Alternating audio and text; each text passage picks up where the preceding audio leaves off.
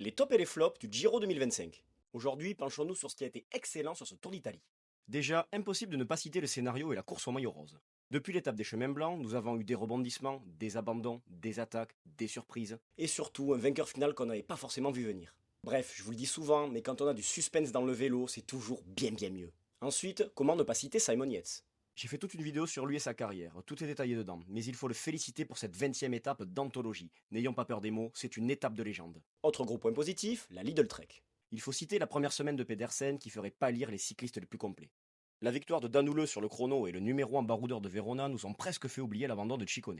Dans la même veine, saluons aussi le panache d'Isaac Del Toro. Honnêtement, qui l'attendait aussi haut? Qui aurait pu imaginer qu'il serait à une étape de remporter un grand tour?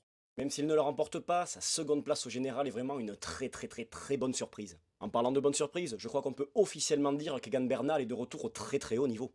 Il a clairement été un des acteurs majeurs de la course, notamment sur la deuxième semaine en attaquant à de nombreuses reprises. J'ai aimé son panache et son envie, du vrai cyclisme. Enfin, pour conclure, la satisfaction de deux de nos Français. Déjà, l'exceptionnel Nicolas Prodhomme. Enfin une victoire en World Tour, et sur le Giro en plus, avec un scénario de course et un jeu du chat et de la souris. Bravo Nico, on a tout surlé depuis notre canapé. Et l'autre Français, c'est Rémi Rochas. Très souvent à l'avant, dans les bons coups, il n'a pas manqué grand-chose à Rémi pour aller faire un podium d'étape. J'ai adoré son attitude de baroudeur grimpeur. Et vous alors, qu'avez-vous aimé sur ce Giro 2025? Dites-le moi en commentaire.